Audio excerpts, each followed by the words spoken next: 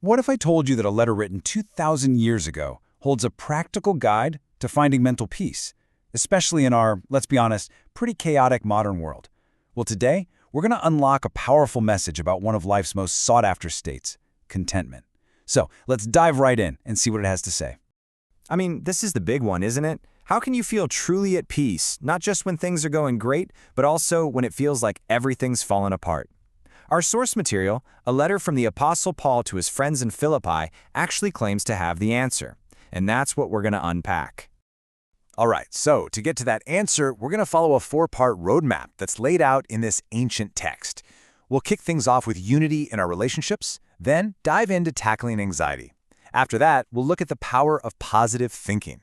And finally, we'll get to the secret of contentment itself. It's all connected, and each step builds on the last.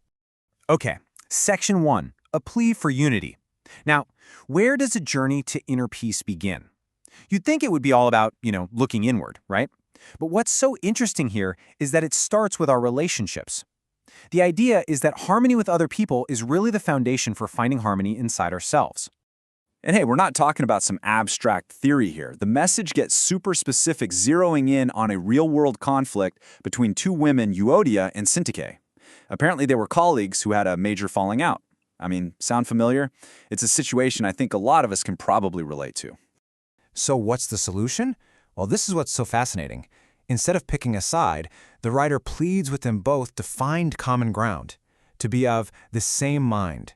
So the big takeaway here is that maybe the first step to finding our own inner peace is actually to go out and resolve the conflicts that are messing with the peace of our community. All right, Section 2, the antidote to anxiety. So once you've started to work on that foundation of unity, the advice turns inward. It's time to tackle one of the biggest enemies of contentment we all face, anxiety. And what's great is that it offers this really practical three-step method for dealing with it. So let's break this process down.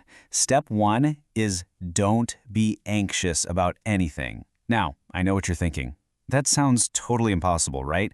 But think of it less as a command and more as the goal. Step 2 is the how. You present your requests, your worries, but you do it with thanksgiving. And step 3? Well, that's the powerful result you get when you actually do this. And the result? It's a peace that, and I quote, transcends all understanding. It's a kind of peace that goes beyond logic, It doesn't always make sense based on your circumstances. And I love that specific word here, guard. This peace acts like a guard, a protective shield for your heart and your mind. Moving on to Section 3, the power of positive thought. This just flows so logically from the last point. Once you've started working on those external conflicts and calming that internal anxiety, it's like you've cleared some mental space, right? So the next question is, what are you going to fill that space with? It's all about directing your mental focus. And we're given this really specific mental filter. It's basically a checklist for your thoughts.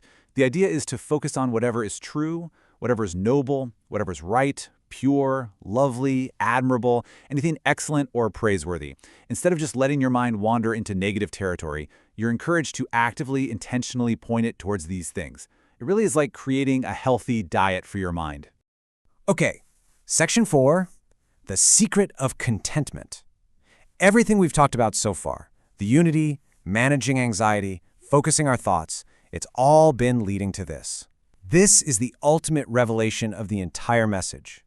This is the core secret that the writer says he's discovered, and he discovered it through some incredible hardship.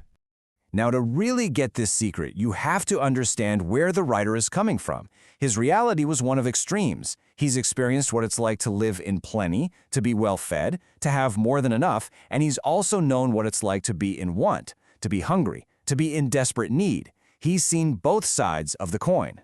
And here it is, the big secret. He says, I have learned the secret of being content in any and every situation. And that word is so important, learned.